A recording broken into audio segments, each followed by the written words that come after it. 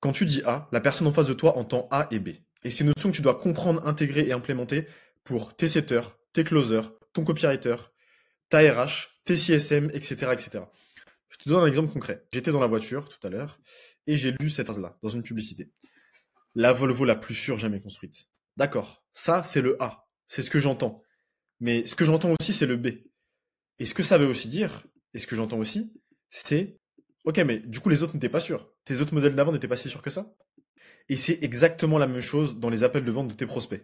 Exemple concret, si un closer, je sais pas, il dit, il se justifie, et au lieu de bien vendre ton produit, il est en train de le justifier et de dire, tu sais, je sais que t'as pas encore confiance en nous, on a énormément d'études de, on a beaucoup de clients, on a un mur d'études de cas, de témoignages, etc. Je peux te l'envoyer si tu veux.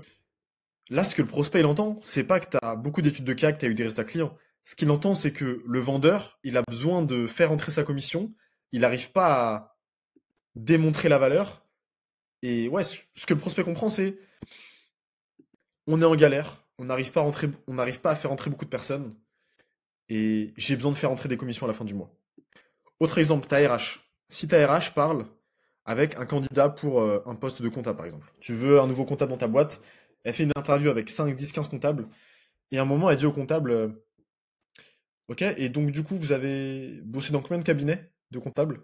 Là, ce qu'elle lui dit, c'est pas juste, vous avez bossé dans combien de cabinets de comptables? Ce que le comptable en face est en train d'entendre, c'est, ok, est-ce que t'es vraiment si expert que ça? Et est-ce que t'as du track record? Est-ce qu'on peut te faire confiance? J'ai pas envie de perdre mon temps, est-ce que je peux te faire confiance? Et en fait, c'est ça pour tout. Dans chaque relation humaine, dans chaque conversation, que ce soit setter, closer, RH, toi qui parles avec un autre dirigeant pour réseauter, il y a toujours ce que tu dis et ce que l'autre en face de toi entend, le A et le B.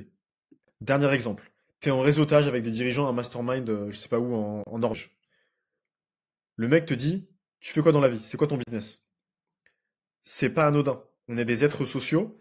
Là, ce qu'il essaie de faire, c'est de te mettre dans une case, comprendre exactement ce que tu fais pour voir si oui ou non, quand tu as du crédit, et ça vaut le coup de parler avec toi, ou si ça vaut beaucoup plus le coup d'aller parler avec d'autres personnes et éviter de perdre du temps juste réseautant avec toi alors que t'es pas si intéressant que ça.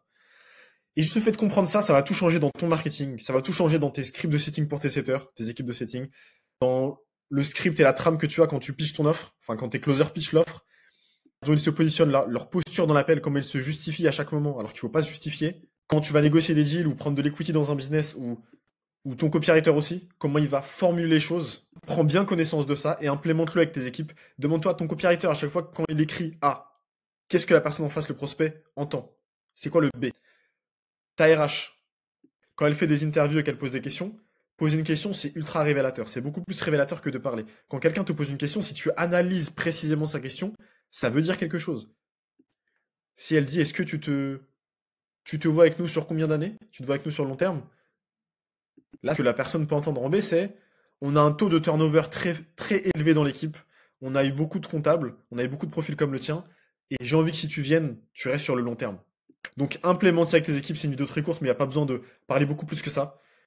Demande-toi, toutes les personnes qui interagissent avec des êtres humains dans ta boîte, quand ils disent A, analyse bien, écoute bien ce qu'ils disent. C'est quoi le B qu'on doit entendre? Et c'est quoi le B que tes prospects entendent? Et c'est quoi le B que tes futurs talents entendent? Pour réajuster le message et être beaucoup plus précis. T'as mon WhatsApp en premier commentaire épinglé sous cette vidéo si tu veux parler avec moi directement ou avec mon assistante qui filtrera. Et clique tout de suite sur cette vidéo pour regarder une prochaine vidéo. À tout de suite.